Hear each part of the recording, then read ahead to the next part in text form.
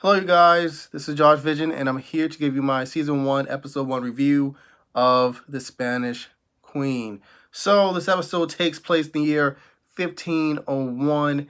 Catherine of Aragon is basically the daughter of King Ferdinand and Isabella, the king and queen of Spain. She's betrothed to the eldest child, the eldest son of King Henry VII and Elizabeth of York of England. So this alliance, this marriage is very important for both parties because since Queen Isabella has basically just overthrown, I believe, 300, 400 years of Muslim rule, it's very important for her to have Catholic allies to maintain her power in Spain.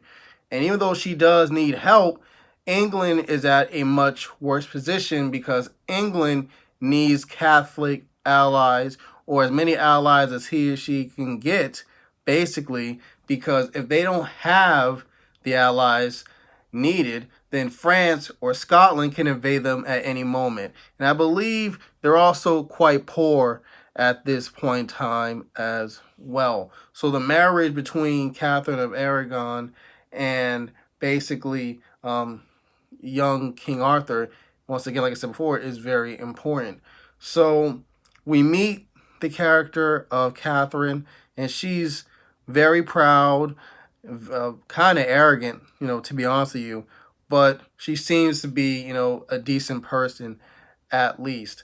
I believe she says, in the opening part of this episode is that she may never see her beloved Spain again once she takes this undertaking, which is historically true. I don't believe she does see Spain ever again after she leaves off to head towards England, for towards her destiny.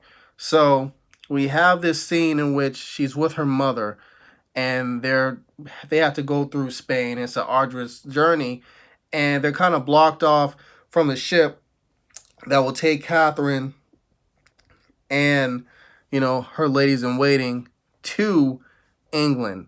So basically, her mother is established as a warrior, in this episode, and her armies are able to overthrow the Muslim incursions, basically.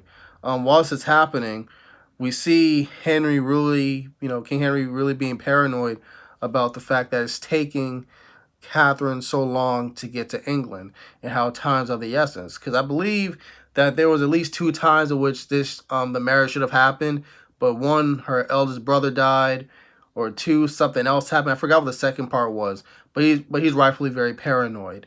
It's established that Elizabeth of York, his wife, is pregnant with with a son, and that Arthur, her eldest, is very anxious, about um, Catherine's arrival as well. So we have this scene in which, on the boat, and Catherine's very sick as well as her other ladies in waiting and the soldiers, protecting them. Because if back then, sea voyages were hellish, affairs. So I believe her lady in waiting, what seems to be her closest lady in waiting, Lena, meets this Moorish soldier, soldier of Catherine, and it seems that they have that they have a spark, basically. But it's just a brief little scene, basically to let us know that there is an attraction, between the two. So we get to the next scene and we meet King Henry VII's mother. And in a way, King Henry VII's mother kind of reminds me of an older version of Catherine. She's very proud. She's very commanding, and she really has this I don't give a freak, attitude, essentially, which is, very strange, once, and kind of funny when they're actually like across from each other later in the episode. But as the episode goes on and Catherine and her ladies of waiting and company basically get to England shores, they are literally surprised by how cold it is and why it's raining so much. And I like how in this episode it really does like compare and contrast the differences between England and Spain. Spain is literally like a paradise. It's so beautiful with the lush, like everything's like lush and like heavenly. We go to England, it's just damp and crappy and all this stuff. It's just like being like on the other side, of the world essentially. And that's kind of the reaction that Catherine, her ladies in waiting, had.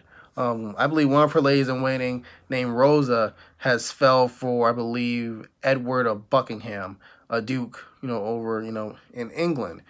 And Catherine and Lena has caught on to that, and they don't really think he's a noble person. I think Catherine says that her and Arthur, when they're married, they will decide who her ladies in waiting will marry, and they'll be noble men of piety, and honor and all that stuff. So once once they're on their way there, we meet, I believe, Aunt Maggie, and Aunt Maggie is basically, I believe, the sister, if I can remember correctly, of Elizabeth of York. And there's tension there between them because the fallout which happened years earlier, which Catherine is kind of indirectly responsible for, but the blame could totally go towards her mother, to be honest. So we see Arthur with his uncle Richard Poole, who's the husband of Maggie, and it's established that Maggie really hates Catherine for what happened, even though like this was years ago. So Catherine must have been like a baby or like a little child, when whatever this event happened. So it made me curious about what really, what event happened, so on and so forth. So we have this scene with Arthur and his mother, and his mother basically says to Arthur, listen, if you're honest saying anything, or she knows any enemies against us, or she's an enemy of us, you tell me, okay? I'm your mother, and family is very important, okay? And all that stuff. But Arthur reassures her that Aunt Maggie isn't against anyone, and that she's always been loyal to him and the family, essentially. So we find out later in the episode, basically during Catherine and Elizabeth of York's confrontation, is that the reason why Maggie is pissed at Catherine is because Catherine's mother, Queen Isabella, basically told King Henry VII and his wife that the only way she would have Catherine marry Arthur is if any male legitimate contender to Arthur's throne was taken out, killed off. So basically, the imposter. There was two candidates. The imposter. Now, the imposter, if we go back into history, the imposter must have been a reference to one of the two princes who died in the tower. I believe it was the youngest one. And this is like during Richard III's reign, in which like two of his nephews under his care were mysteriously vanished, one cold November evening or something along them lines. And years later, the youngest brother supposedly came back and said he was alive and that he was basically the true heir to the throne. This is happening during King Henry VII's reign, obviously. So it turns out he was an imposter, so he got himself beheaded. The last contender was basically, I believe, was Maggie's son, Edward. So he was beheaded. So obviously that's her son. So you can understand why she holds resentment towards Catherine, even though if anyone should be pissed at, it should be Catherine's mother, which is basically what Catherine said, that she has no blood on her hands, and basically she was saying she's going to do things her way. But she gets checked. She gets totally checked by Arthur's mother, and she basically told Catherine, listen, don't screw with me. If you screw up anything and kill or hurt my boys anyway, Arthur and Henry, I will take you out personally. And she grabbed her by her face, like as if to warn her, like basically saying I'm alpha, you're not me. I will take you out. I mean my words. And she kissed her after, like dominance, she's alpha, you're my itch. I'm the top ish. and she left off and said good night. It was so gangster. I just thought that was so gangster. But in closing, another thing that's established this episode is the letters between Catherine and Arthur.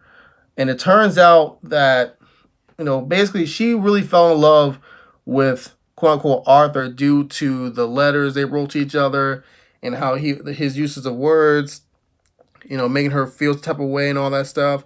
I think at one point she was saying, how is it possible for me to fall in love with someone or at least really like someone or lust after someone that I never even met, in person, to her lady in waiting, Lena. It turns out that the person who actually wrote the letters was Henry himself, Henry Tudor, the future King Henry VIII.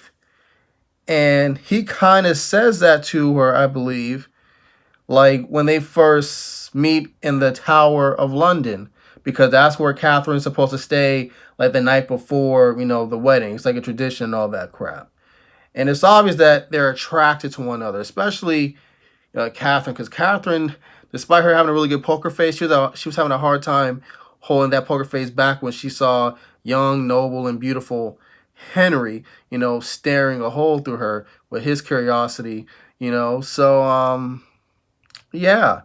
And Arthur, Henry's eldest brother, he seems to be a nice person, but he seems to be very weak, and timid and insecure, because he said to his Aunt Maggie that not only did he confirm that Henry wrote the letters, but that he did try to write letters to her, but he felt, very nervous. He felt they would be too scholarly, basically they would be too weak, and he didn't know how to express his emotions like Henry could.